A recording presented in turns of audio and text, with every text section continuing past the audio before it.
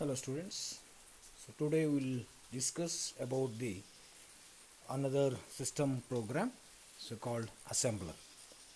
As the name says, assembler is a translator which translates assembly language program into machine language.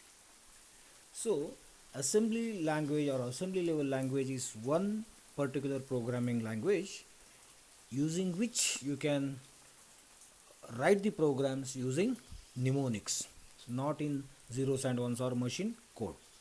Okay, so it is the intermediate code, of course, between high level language and the machine language.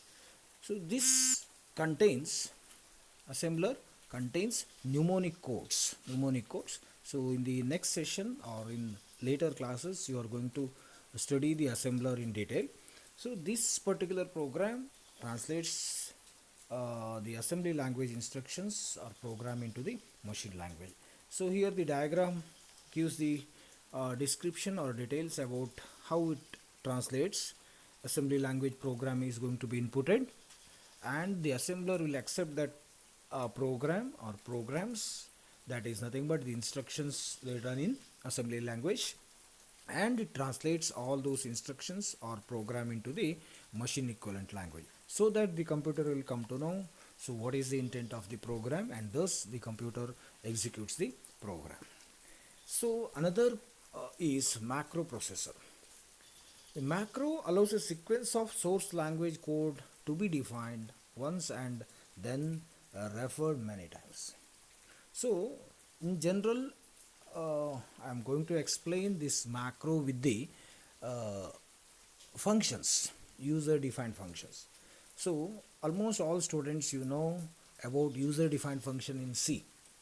So, that user defined function or function is nothing but it is a separate block of statements written for specific purpose.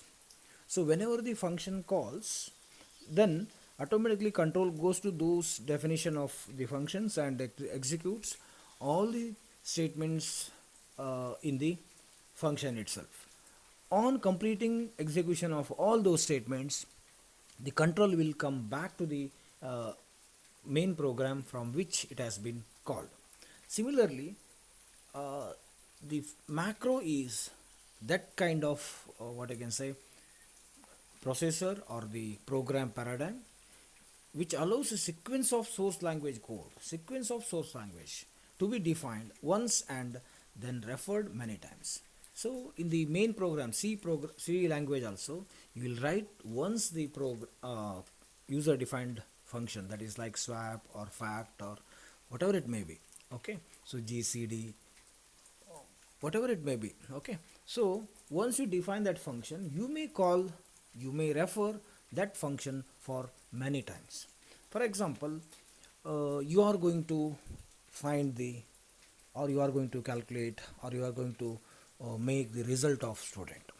So in order to find the result of student, so we are going to input the details of each and every student, name, marks, register number, etc.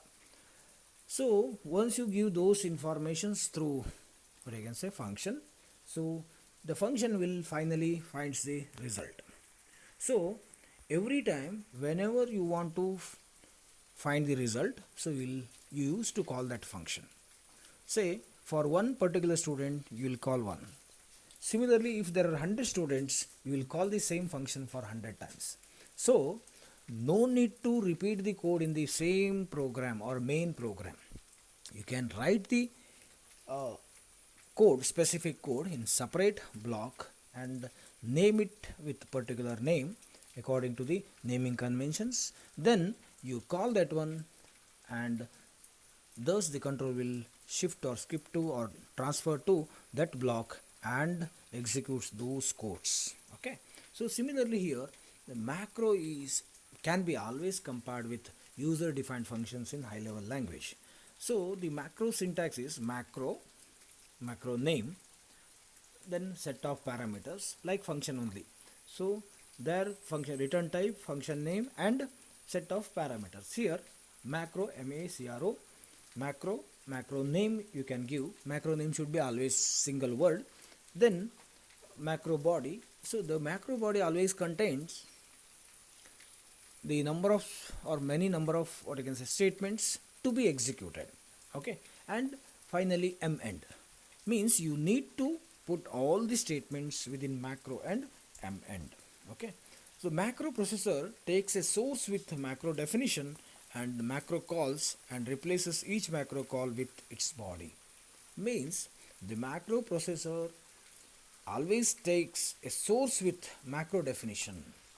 Means whenever the macro is called, the control will jump to that particular location where it has been specified, and it executes all those macro statements within the particular macro, that is between macro and mend, and replaces each macro call with its body. Means most of the times we are going to pass different values. Please remember, we are going to pass certain what I can say parameters like register number, name, marks. For every student, the marks will be different, of course, name will be different, and register number will be always different. Okay, so every time when you are going to call the macro, you are going to give different values. In some cases, you may call the same macro with a different number of parameters, that in those cases the macro will definitely help. Okay, next one is another translator or the system program, so which we can call as the compiler, which is the translator of high level language program, which converts the high level language into low level language or machine language. The benefits of writing a program in high level language is, which is very easy to understand, debug, and use, which increases the productivity. Okay, so compared to other programming languages like machine language and assembly language, the writing the programs in high level language is always easy. It is very easy to write a program in a high level language. Not only for writing the programs, it is also easy to debug the program. So if you want to do any corrections, you can easily do the corrections.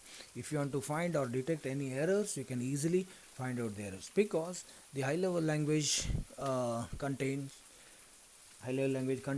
english like words, so that they can easily search or detect and correct the errors. Second one is, it is machine independent. Means if the program is compiled in one particular say computer, it can be easily executed in another computer. No need to retranslate or recompile the program. Once the program is compiled in one particular computer with one platform like Windows, so you need not to compile it again for the computer in which the another platform is there. So a program written in a high level language is machine independent. So almost all programming languages, like right from the beginning, say C language, Java, C sharp, whatever it may be, VB, and the other programming languages, so Python. So these are or upcoming or the advanced programming languages. All advanced programming languages are machine independent. Means once you return the program written in one computer can be easily executed without any compilation in another computer. Okay, so debugging tool helps programmer for testing and debugging program. So it is one essential part, very important part of programming, that is debugging. Of course, it is nothing but a process. It is nothing but process of uh, detecting and correcting the errors in the program. It provides some facilities like setting breakpoints, displaying values of variables. So in a bigger program, it is difficult to detect the errors. It is difficult to detect the errors. So it results in the correcting the errors. Once you detect the error, then only you can correct the errors. Okay, so we need to go for some breakpoints. You have to break logically, you have to break the programs into different tokens or different parts. Okay, so you use the breakpoints, so that with that breakpoint you can or it is nothing but a section. So you can go for the errors, or you can go for the detecting of errors in the different section, so that you can easily detect the errors. Similarly, displaying values of variables. Most of the times, once you input the value or values, you will find the final values in the result or on the monitor itself. In between, many times these variables values are going to be updated. ಅಂದರೆ ಭಾಳ ಸಲ ಅದು values update ಆಗಿರ್ತದೆ. But still we cannot have any idea where exactly the wrong values are going to be updated. So in those cases, so we need to display the intermediate values of those variables different. So for example, I will give one example. So you need to find the sum of n, what I can say, numbers. Sum of n numbers means you need to input n numbers using arrays. Say you are going to input 50 numbers, different numbers. So you can take the help of arrays. So once you input 50 numbers, then you will start adding those values into the sum equal to sum plus a of I. For I equal to 0, I less than n, I plus plus. And in the body of for loop, what you will say, sum equal to sum plus a of I, and you will close the for loop, and on terminating for loop you will display the result, like the sum is sum, percentage is sum. Okay, so whether this sum is calculated correctly, so how you can find? So once you input one value, automatically you can find whether the number is added to the sum or not. For that, what you can do is, in the beginning, or sorry, in the body of the for loop only, you can go for one display statement like one printf or one cout. In C++, cout. In C, it is say one printf. One printf should be inserted after sum equal to sum plus a of I, so that you can find this sum, intermediate sum, in each and every iteration. So this is nothing but displaying values of variables. I hope this is sufficient for today's session. So we'll continue the same thing in the next topic. So